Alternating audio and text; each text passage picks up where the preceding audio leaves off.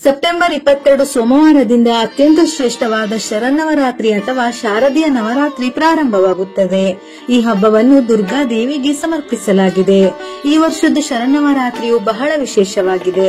ಸಾಮಾನ್ಯವಾಗಿ ಪ್ರತಿ ವರ್ಷ ನಾವು ಒಟ್ಟಾರೆ ವಿಜಯದಶಮಿಯನ್ನು ಸೇರಿಸಿ 10 ದಿನಗಳ ಕಾಲ ದೇವಿಯನ್ನು ಪೂಜಿಸುತ್ತೇವೆ. ಆದರೆ ಈ ವರ್ಷ ಮಾತ್ರ ಒಟ್ಟು 11 ದಿನಗಳ ಕಾಲ ಶರನ್ನವರಾತ್ರಿಯು ನಡೆಯಲಿದೆ.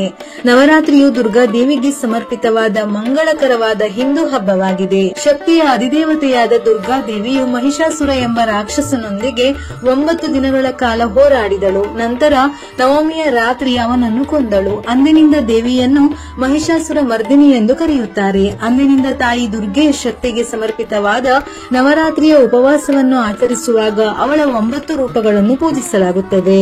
ಅಂದರೆ ನವರಾತ್ರಿಯ 9 ದಿನಗಳಲ್ಲಿ ಪ್ರತಿದಿನವೂ ವಿಭಿನ್ನ ರೀತಿಯ ಪೂಜೆಯನ್ನು ನಡೆಸಲಾಗುತ್ತದೆ.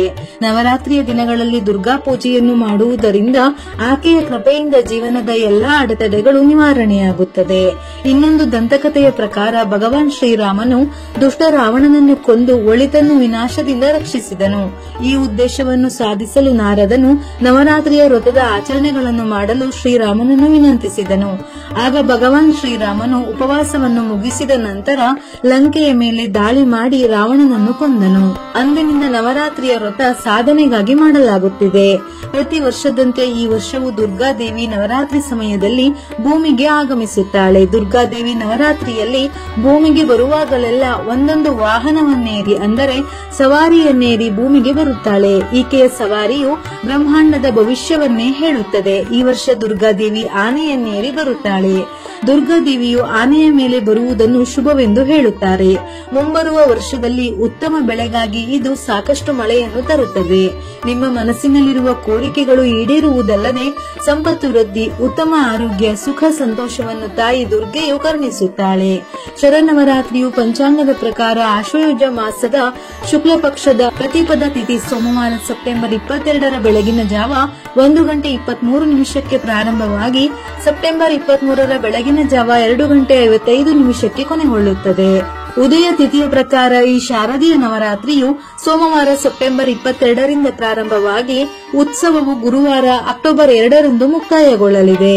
ಕಲಶ ಸ್ಥಾಪನೆಯ ದಿನಾಂಕ ನವರಾತ್ರಿಯ ಮೊದಲ ದಿನ ಅಂದರೆ ಸೆಪ್ಟೆಂಬರ್ 22ರಂದು ಕಲಶವನ್ನು ಸ್ಥಾಪಿಸಲಾಗುತ್ತದೆ. ದುರ್ಗಾದೇವಿಯ ಮೊದಲ ರೂಪವಾದ ಶೈಲಪುತ್ರಿಯನ್ನು ಈ ದಿನ ಪೂಜಿಸಲಾಗುತ್ತದೆ. ಈ ವರ್ಷ ಘಟಸ್ಥಾಪನೆಗೆ ಅಂದರೆ ಕಲಶ ಸ್ಥಾಪನೆಗೆ ಶುಭ ಮುಹೂರ್ತ ಸೆಪ್ಟೆಂಬರ್ 22ರಂದು ಬೆಳಿಗ್ಗೆ 6:01 7:46 ಇರುತ್ತದೆ. ಇದರೊಂದಿಗೆ ಕಲಶ ಸ್ಥಾಪನೆಗೆ ಮತ್ತೊಂದು ಶುಭ ಮುಹೂರ್ತವಿದೆ. ಅದು ಅಭಿಜಿತ್ ಮುಹೂರ್ತ. ಇದು ಬೆಳಿಗ್ಗೆ 11:41 ಮಧ್ಯಾಹ್ನ 12:49 ಇರುತ್ತದೆ. ಈ ಸಮಯದಲ್ಲಿ ದಸರಾ ನವರಾತ್ರಿ ಉತ್ಸವಕ್ಕಾಗಿ ಕಲಶವನ್ನು ಪ್ರತಿಷ್ಠಾಪಿಸಬಹುದು. ಆಶ್ವಯುಜ ಮಾಸ ಶುಕ್ಲ ಪಕ್ಷದ ಅಷ್ಟಮಿ ತಿಥಿಯಂದು ದುರ್ಗಾಷ್ಟಮಿಯನ್ನು ಆಚರಿಸಲಾಗುತ್ತದೆ. ಈ ವರ್ಷದ ದುರ್ಗಾಷ್ಟಮಿ ಮಂಗಳವಾರ ಸೆಪ್ಟೆಂಬರ್ 30ರಂದು ಬರುತ್ತದೆ. ಈ ದಿನ ಕನ್ಯಾ ಪೂಜೆ ಸಹ ನಡೆಯುತ್ತದೆ. ಮಹಾನವಮಿ ಹಿಂದೂ ಕ್ಯಾಲೆಂಡರ್ ಪ್ರಕಾರ ಈ ವರ್ಷ ಮಹಾನವಮಿ ಹಾಗೂ ನವಮಿ ಹೋಮವನ್ನು ಬುಧವಾರ ಅಕ್ಟೋಬರ್ 1ರಂದು ಆಚರಿಸಲಾಗುತ್ತದೆ. ಶರನ್ನವರಾತ್ರಿ 2025ರ ದಿನಾಂಕಗಳು ಹಾಗೂ ದೇವಿಯ ಅಲಂಕಾರ. ಈ ವರ್ಷ ವಿಜಯದಶಮಿ ಸೇರಿ 11 ದಿನ ನವರಾತ್ರಿ ಬಂದಿರುವ ಕಾರಣ ದೃಕ್ ಮತ್ತು ಬಗ್ಗೋಣ ಪಂಚಾಂಗದ ಸಂಪ್ರದಾಯವನ್ನು ಅನುಸರಿಸುತ್ತಿದ್ದವರು ಈ ಕೆಳಗಿನ ದಿನ ಮತ್ತು ದೇವಿಯ ಅಲಂಕಾರವನ್ನು ಅನುಸರಿಸಿ. ನವರಾತ್ರಿಯ ಮೊದಲ ದಿನ ಸೆಪ್ಟೆಂಬರ್ 22 ಸೋಮವಾರ ಶೈಲಪುತ್ರಿ ಅವತಾರ ಪೂಜೆ ಕಲಶ ಸ್ಥಾಪನಾ ದಿನ. ನವರಾತ್ರಿಯ 2ನೇ ದಿನ ಸೆಪ್ಟೆಂಬರ್ 23 ಮಂಗಳವಾರ ಅಮ್ಮನವರ ಬ್ರಹ್ಮಚಾರಿಣಿ ಪೂಜೆಯ ದಿನ. ನವರಾತ್ರಿಯ 3ನೇ ದಿನ ಸೆಪ್ಟೆಂಬರ್ 24 ಬುಧವಾರ ಚಂದ್ರಘಂಟಾ ಮಾತಾ ಆರಾಧನಾ ದಿನ. ನವರಾತ್ರಿಯ 4ನೇ ದಿನ ಸೆಪ್ಟೆಂಬರ್ 25 ಗುರುವಾರ ಚಂದ್ರಘಂಟಾ ದೇವಿಯ ಆರಾಧನೆಯನ್ನೇ ಮಾಡಬೇಕು.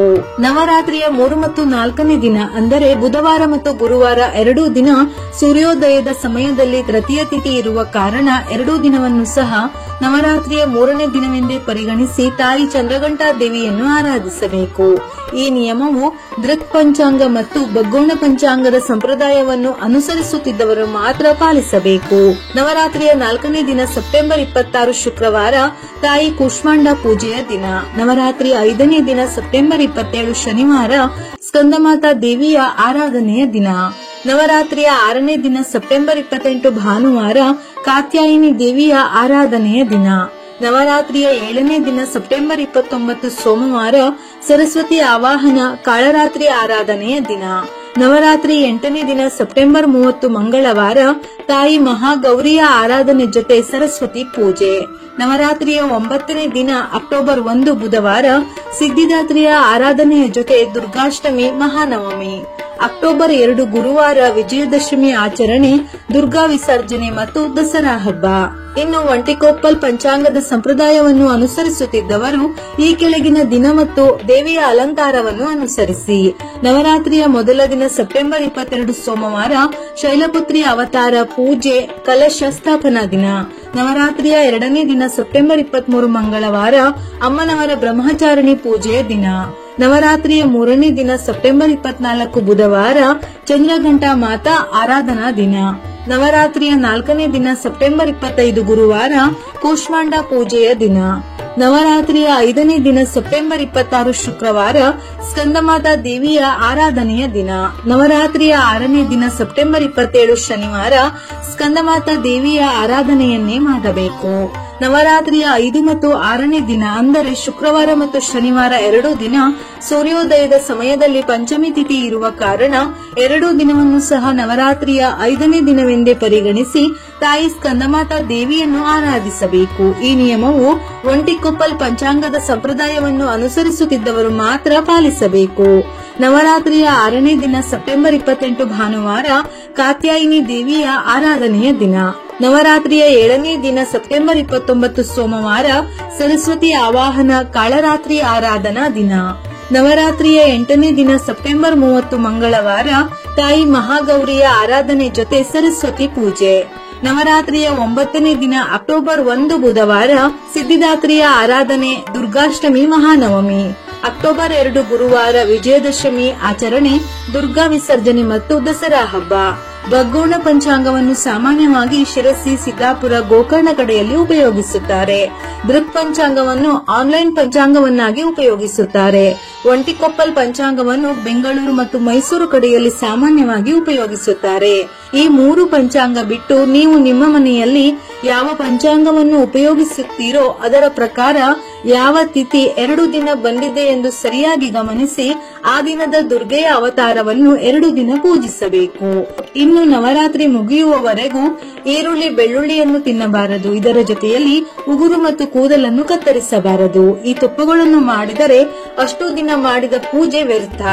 ಇದರಿಂದ ಮನೆಯಲ್ಲಿ ಲಕ್ಷ್ಮಿ ನೆಲೆಸುವುದಿಲ್ಲ. ಈ ನವರಾತ್ರಿಯಲ್ಲಿ ಆ ದುರ್ಗೆಯನ್ನು ಶ್ರದ್ಧಾ ಭಕ್ತಿಯಿಂದ ಪೂಜಿಸಿ ಆರಾಧಿಸಿದರೆ ಸಕಲ ಸಂಪತ್ತನ್ನು ಕರುಣಿಸಿ ನಿಮ್ಮನ್ನು ಮತ್ತು ನಿಮ್ಮ ಕುಟುಂಬವನ್ನು ಅನುಗ್ರಹಿಸುತ್ತಾಳೆ. ವಿಡಿಯೋ ಇಷ್ಟ ಆಗಿದ್ದಲ್ಲಿ ಮರೆಯದೆ ಲೈಕ್ ಕೊಟ್ಟು ನಿಮ್ಮವರಿಗೆ ಶೇರ್ ಮಾಡಿ. ಉಪಯುಕ್ತ ಮಾಹಿತಿಯೊಂದಿಗೆ ಮತ್ತೆ ಭೇಟಿಯಾಗೋಣ.